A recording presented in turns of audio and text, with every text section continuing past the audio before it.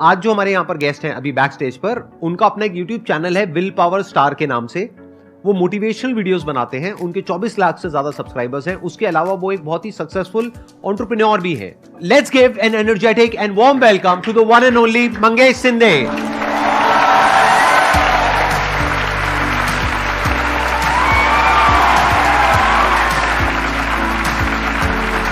How are you doing? All good?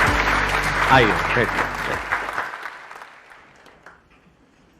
आप थोड़ा सा बताइए, वैसे आपने कब ये अपना YouTube का जर्नी शुरू किया और उसके बाद में अभी आप क्या क्या कर रहे हो? सो सर, मैंने YouTube का जर्नी जो है वो 2016 से स्टार्ट किया। मैंने पहले एक YouTube चैनल बनाया था, बट उसमें 150 के आसपास मैंने वीडियोस वगैरह अपलोड कर दिए, बट कुछ कॉपीराइट क्लेम की वजह से वो पूरा चैनल डिलीट हो गया और उस टाइम पे पता भी नहीं था कि चैनल रिकवर कैसे करते हैं। तो 2017 में वापस से मैंने YouTube चैनल स्टार्ट किया और उसको ग्रो करते गया धीरे धीरे। बट विद दैट मैं कुछ स्टार्टअप वगैरह भी कर रहा था। तो उस टाइम पे मैं कुछ इंजीनियरिंग के 3rd ईयर में था और इंजीनियरिंग के 4th ईयर में आते वक्त मेरे ऑलमोस्ट 5 स्टार्टअप्स फेल हो चुके थे। तो उससे बहुत कुछ सीखने को मिला और उसके बाद फिर जॉब वगैरह करने लगा। जॉब में बहुत सारी चीज़ें सीखी, लेकिन एक माइंड स्टेबल नहीं हो रहा था, कुछ तो अलग करना था। तो सोचा कि यार अब मैं यूट्यूब चैनल कर रहा हूँ और उस टाइम पे मेरी एक हैबिट थी कि मैं अगर लोगों से बात कर रहा हूँ तो उनके जो भी इश्यूज़ है मैं उसको रिजॉल्व कर पाता था, उनको एक बेटर सोल्यूशन दे पाता था। तो सोचा यार चलो इसके ऊपर ही कुछ किया जाए और यूट्यूब चैनल के ऊपर भी ऐसी कुछ चीज़ें स्टार्ट की और वो चीज़ें वायरल होने लगी। मिलियंस में व्यूज़ आते थे और जैसे ही व्यूज़ आते थे तो मुझे कुछ ब्रांड से अप्रोच आया कि सर मुझे आपके इस पर्टिकुलर यूट्यूब चैनल पे कुछ ब्रांड प्रमोशन करना है। मैंने ब्रांड प्रमोशन के लिए ओके किया। उन्होंने पूछा कि आपका क्या मतलब क्या प्राइस चार्ज करोगे आप। तो मैंने सोचा कि यार चलो बहुत ज़्यादा अमाउंट बोल देता हूँ। तो मैंने उनको बोला कि मैं 4,000 रुपये लूँगा। और ये कब की बात थी? 2017 ये की? 2019 की बात है। 2019 में? जी। तो मैंने उनको बोला कि मैं 4,000 रुपये लूँगा। उनका तुरंत मुझे कॉल आया कि sir we are giving you 40,000 in advance for the next 10 videos. मुझे लगा फिर यहाँ पे कुछ तो गड़बड़ है। तो मैंने फिर रिसर्च वगैरह किया तो मुझे पता चला कि बॉस एक वीडियो का प्राइस ही मेरा 50,000 जा रहा है और ये लोग मुझे 4,000 में लॉक कर रहे थे। तो उसके बाद मुझे पता चला कि यार ऐसे बहुत सारे क्रिएटर्स के साथ होता है जिनको चीज़ें नहीं पता है। ठीक है, मैं तो Tier 1 सिटी से हूँ, लेकिन अपार्ट फ्रॉम दैट बहुत सारे ऐसे लोग हैं जो कि Tier 2 Tier 3 सिटीज़ से हैं, उनको ब्रांड प्रमोशन क्या होता है वो भी नहीं पता। तो Tier 3 सिटीज़ के लोगों के लिए भी हम लोग वहाँ पे कुछ कर सकते हैं, ऐसे ब्रांड्स हम लोग लेके जा सकते हैं उनके लिए। तो एडसेंस से उनको जो एक रेवेन्यू मिलता है, अपार्ट फ्रॉम दैट उनके लिए एक साइड सपोर्ट हो जाएगा जो उनके कंटेंट को इम्प्रूव करने के लिए या फिर उनके क्वालिटी को इम्प्रूव करने के लिए हेल्प करेगा। So we started the company will star media. तो उसके बाद फिर हम लोगों ने क्रिएटर्स के साथ काम करना स्टार्ट किया and today we have worked with 5,000 creators all over the India till date. आपकी टोटल रेवेन्यूज आप थोड़ा शेयर करना चाहेंगे कि जो आपका ये जो वेंचर है विल स्टार मीडिया, इसकी टोटल एनुअल रेवेन्यूज कितनी है? अभी इस साल हम लोग क्रॉस कर लेंगे ऑलमोस्ट 10 करोड़ का रेवेन्यू। 10 करोड़ का आप रेवेन्यू क्रॉस करेंगे? तो मुझे ये पूछना है कि आपने 5 स्टार्टअप किए थे, तो उसका क्या मतलब मोटिवेशन क्या था कि आपने उसको एक और स्टार्टअप स्टार्ट करा जो आप सक्सेसफुली हो चुका है? मैंने बहुत सारी चीज़ें स्टार्ट की थी, मतलब ट्रेडिशनल से लेके टेक तक। तो मोटिवेशन तो ऐसा था कि कुछ तो अलग करना है, कोई तो प्रॉब्लम सॉल्व करनी है। तो उसी प्रॉब्लम को सॉल्व करने के लिए मैं अलग अलग चीज़ें ट्राई कर रहा था और अलग अलग चीज़ें फेल हो रही थी। बट जब ये YouTube का चीज़ मुझे मिला तो ऑटोमेटिकली मुझे बहुत बड़ा प्रॉब्लम और बहुत बड़ा लूप होल वहाँ पे मिला। And business is all about loop holes and the issue you are solving. जितना बड़ा इशू उतना बड़ा बिजनेस। तो वो इशू मुझे मिला और उसी इशू को मैंने एज अ बिजनेस बना दिया। मतलब इन्होंने खुद एक प्रॉब्लम को फेस किया। yes. और जब फेस किया तो इनको खुद पता था एग्जैक्टली कि वो प्रॉब्लम क्या हुई। वो जो एग्जांपल इन्होंने दिया था, इन्होंने वो 4,000 रुपए वाला, जिसका एक्चुअल में मार्केट रेट 50,000 रुपए था, राइट? तब इनको रियलाइज हुआ कि कितनी बड़ी प्रॉब्लम है और कितनी बड़ी अपॉर्चुनिटी है। फिर इन्होंने बाकी भी यूट्यूबर्स को कॉन्टैक्ट किया और धीरे धीरे अपना एक ऐसा नेटवर्क बना लिया ब्रांड्स का और यूट्यूबर्स का, जिनको आप आपस में कनेक्ट कर रहे हैं। और बीच में आपका अपना परसेंटेज है, whatever, right? So one more question कि कई बार ऐसा होता है कि बच्चों के पेरेंट्स अलाउ नहीं करते स्टार्टअप करने के लिए। बच्चा जाता है कि मेरे को स्टार्टअप करना है, बट फैमिली कहती है, पेरेंट्स कहते हैं आपने इतनी एजुकेशन करी है, ये कोर्स किया है, हमने इतना इन्वेस्ट किया है, आप जॉब में जाओ, आप गवर्नमेंट सर्विस में जाओ। तो स्टार्टअप के लिए किस तरीके से पेरेंट्स को हम कन्विंस कर सकते हैं या वो हमारे साथ सपोर्ट में आए? मैम बेसिकली मैं तो एक मैकेनिकल इंजीनियर हूँ और एक मैं MNC में जॉब कर रहा था। तो कंपनी मुझे लंदन भेज रही थी for the next few years, but मैंने वो अपॉर्चुनिटी रिजेक्ट करके कंपनी में रिज़ाइन दिया। बिना घर वालों को बताए। उस वक्त मेरे पापा मेरे से 3 महीना बात नहीं कर रहे थे। लेकिन जब मैंने स्टार्टअप स्टार्ट किया, उसके बाद फिर जब वहाँ पे चीज़ें रोल आउट होने स्टार्ट हो गई, वहाँ से रेवेन्यू आना स्टार्ट हो गया या फिर चीज़ें दिखने लगी, तो उन्होंने आके सपोर्ट किया। उन्होंने 6 महीने बाद मुझे बोला कि बेटा मैं क्या कर सकता हूँ तेरे स्टार्टअप में। तो that was a motivation for me. मुझे ऐसा लगता है कि आप अगर घर वालों को कन्विंस करने के लिए चीज़ें करोगे ना तो कभी नहीं होगा। आप उनको प्रूव करके दिखाओ कि I am able to do this. जब आप उनको प्रूव करके दिखाओगे कि ये मैं कर सकता हूं, तो उनके साइड से आपको कोई चीज मांगने की जरूरत नहीं पड़ेगी, उनके सपोर्ट मांगने की जरूरत नहीं पड़ेगी। वो ऑटोमेटिकली बाय डिफॉल्ट आपको सपोर्ट करना स्टार्ट कर देंगे। अगर हम दूसरी साइड से देखें, मान लो कि आप खुद एक पेरेंट हो और आपका कोई बच्चा है जिसकी एज है 18-19 साल, यस सर, तो आप क्या चाहोगे अंदर से डीप विद इन कि उसका अपना स्टार्टअप सक्सेसफुल हो जाए और एक बहुत बड़ी कंपनी खड़ी हो जाए जहां पे मिलियंस ऑफ डॉलर्स हो, या फिर वो एक जॉब करे 20-30 हजार रुपए महीने की? आप क्या चाहोगे अंदर से? ऑब्वियसली कि वो अच्छे से स्टार्टअप करे, सक्सेसफुल हो जाए और मिलियन और बिलियंस अर्न करे।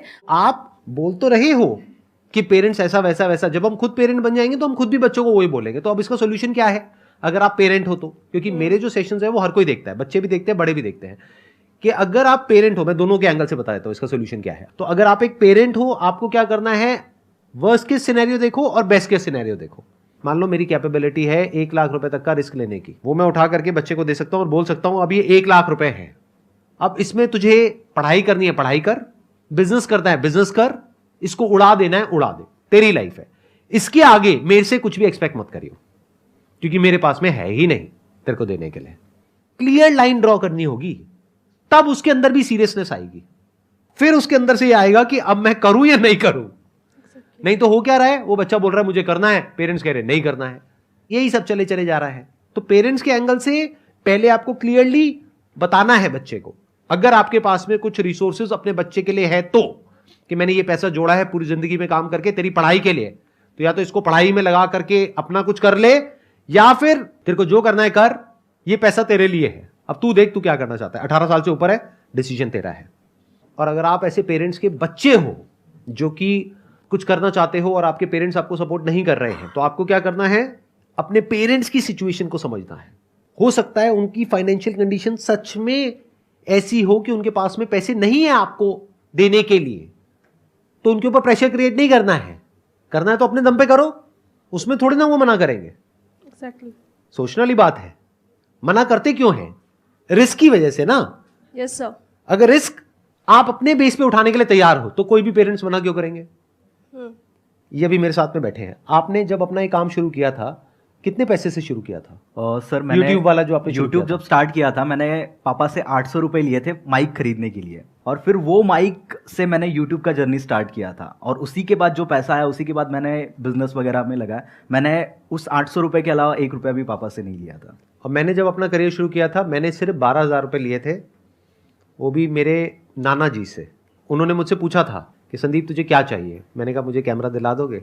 उन्होंने कहा हाँ दिला देंगे। कितने का है? मैंने कहा 12,000 रुपये का। तो पहले तो सोच में पड़ गए 12,000, आज से बहुत साल पहले, लेकिन फिर उन्होंने दिला दिया। तो वो 12,000 रुपये से मैंने अपना करियर शुरू किया था, और आज जो भी कुछ है मेरे पास में वो उस 12,000 के कैमरे की वजह से। इन्होंने 800 रुपये से शुरू किया था। ये बात यहाँ पे आपको क्लियर हुई? Yes sir. क्या क्लियर हुआ बताइए? कि अगर फैमिली अलाउ नहीं करती है तो आप अपने ऊपर इंडिपेंडेंटली होकर उसको स्टार्ट करिए, और अगर सक्सेसफुल होता है इनिशियली तो फेलियर्स होंगे क्योंकि विदाउट एक्सपीरियंस आप नहीं उसको कंप्लीट कर सकते हो। सक्सेस होने के बाद ऑटोमेटिकली फैमिली आपके सपोर्ट में आ जाएगी। और छोटे से छोटे लेवल से शुरू करना है। Yes sir. कम से कम इन्वेस्टमेंट से शुरू करना है। Please have a seat. Thank you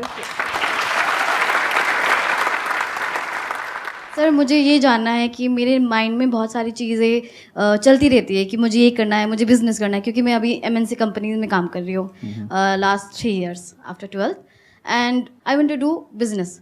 पर मेरे माइंड में कभी रहता है ब्यूटिशियन, कभी क्या, कभी क्लोथिंग शॉप, कभी कुछ ना कुछ, मतलब बहुत सारी चीज़।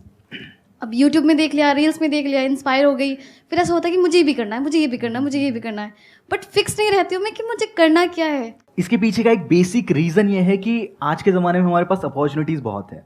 जो हमारे पेरेंट्स थे उनके पास अपॉर्चुनिटीज़ कम थी, तो उसकी वजह से उनके पास ऑप्शंस कम होने की वजह से उनको पता था कि उनको क्या करना है।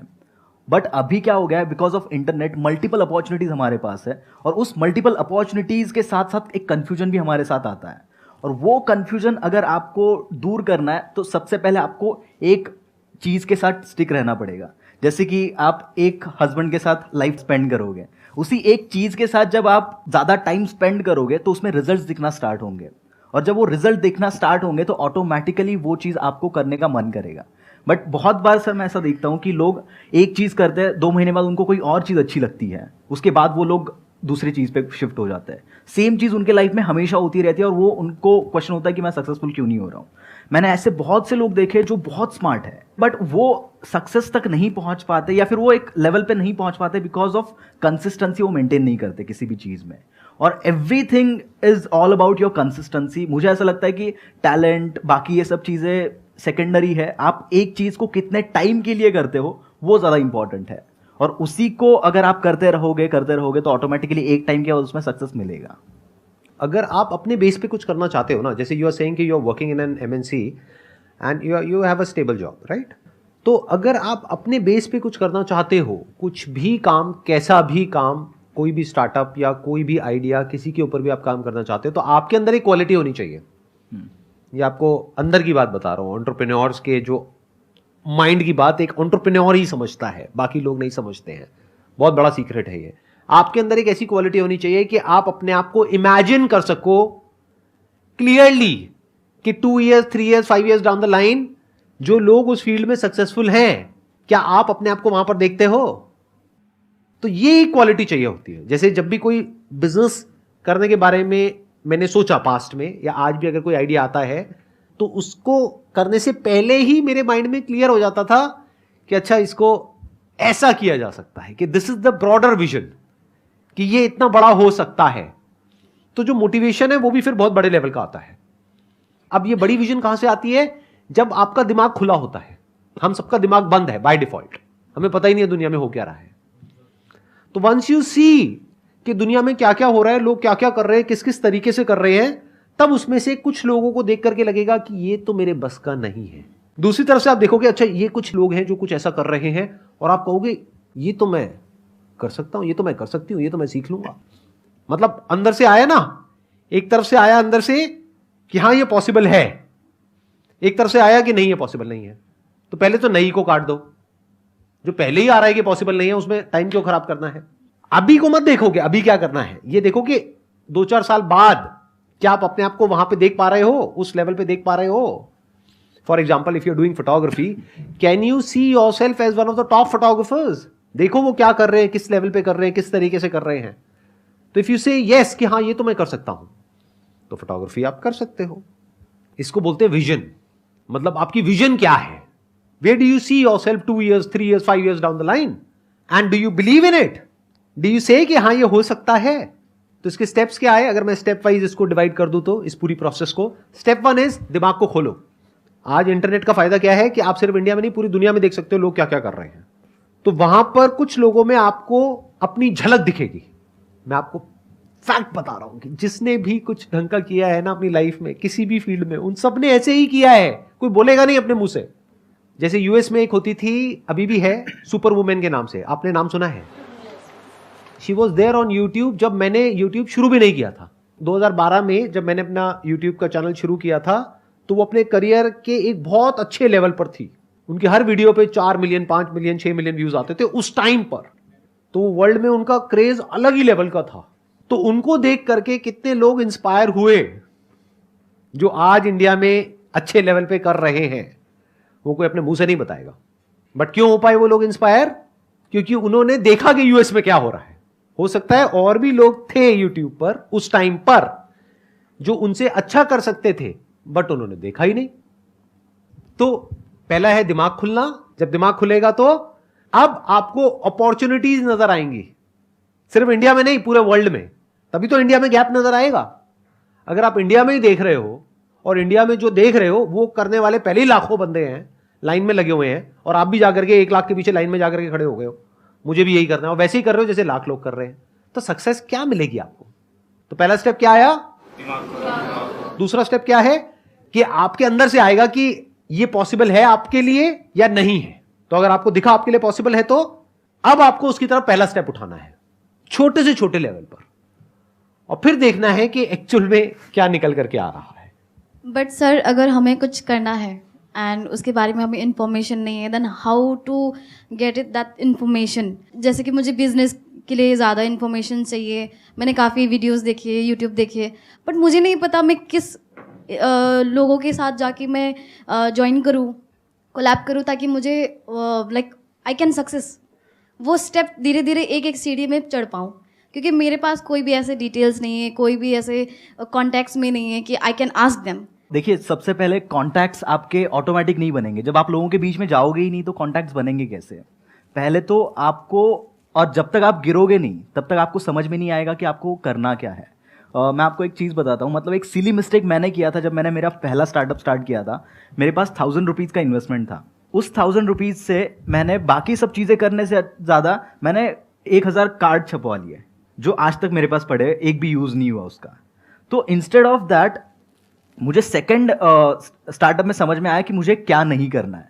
तो जब आप गलती करते जाओगे तो ऑटोमेटिकली आपको समझ में आता जाएगा कि आपको क्या करने से ज़्यादा क्या नहीं करना है। और स्टार्टअप इन सब चीज़ों में यही चीज़ सबसे इंपॉर्टेंट है। जो बड़े बड़े स्टार्टअप फाउंडर्स हैं जिन्होंने बहुत ज़्यादा सक्सेस अचीव की है, वो अगर कोई नया चीज़ स्टार्ट करते तो वो सक्सेसफुल क्यों हो पाते? बिकॉज उनको पता है कि उनको क्या नहीं करना है। और बहुत बार हम लोग को ये ना पता होने की वजह से हम लोग वही चीज़ें करते रहते हैं जो नहीं करनी चाहिए।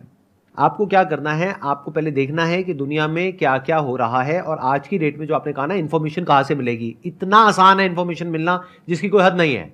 आप बोलो किस बिजनेस के बारे में आपको इन्फॉर्मेशन चाहिए, गूगल है आपके फोन में, गूगल में जाओ, टाइप करो, देखो ना आपको क्या चाहिए। आपको मैन्युफैक्चरर चाहिए किसी पर्टिकुलर प्रोडक्ट का, आपको देखना है कि उस पर्टिकुलर प्रोडक्ट को इंटरनेशनली कौन कौन उसमें ग्लोबल प्लेयर्स हैं, कौन कौन लीडर्स हैं, वो फंडेड है नहीं है, लिस्टेड है नहीं है, उनकी क्या वैल्यूएशन है, क्या मार्केट कैप है, डालते चले जाओ, मिलता चला जाएगा। उसमें मुश्किल क्या है? आज की डेट में तो कुछ भी मुश्किल नहीं है। The moment you tell me और anyone an idea, with in a few seconds you will get the answer. और अगर कुछ दिन तक आप प्रॉपर्ली रिसर्च करते हो, आपको क्लियर पता लग जाएगा उस इंडस्ट्री में क्या हो रहा है, कैसे हो रहा है, क्या हो सकता है, कैसे हो सकता है। जैसे फॉर एग्जांपल, एक एग्जांपल देता हूं कि एक प्लेटफॉर्म है जहां से आप अपना एक ई-कॉमर्स स्टोर ओपन अप कर सकते हो। कुछ पैसे लगेंगे आपके और आपका स्टोर शुरू। अब करोड़ों लोगों ने पूरी दुनिया में इस तरह के स्टोर्स खोले ऑनलाइन, और उसमें से 90% बंद हो गए, 10% चले। 10% में से भी 1% है जो बहुत चले, वो भी डेटा है आपके पास में। उसमें भी ये नजर आ जाएगा आपको कि कौन सा बिजनेस सबसे ज्यादा सक्सेसफुल है, मतलब कि उस प्लेटफॉर्म पे सबसे ज्यादा सक्सेसफुल स्टोर्स कौन से हैं। अब देखो इंडिया में उसको कैसे कर सकते हो। इसमें मुश्किल क्या है? थोड़ा सा दिमाग ही तो चाहिए ना, स्मार्ट वर्क चाहिए। यानी कि अगर आपको क्लियरली नजर आ जाए कि इस पाथ पे चलने के बाद में 99% चांसेस है कि आप सक्सेसफुल हो जाओगे, अगर सही से करते हो तो अब क्या फिगर आउट करना रह गया? ये तो क्लियर हो गया क्या करना है, अब सिर्फ ये रह गया कि कैसे करना है, वो सीखना है।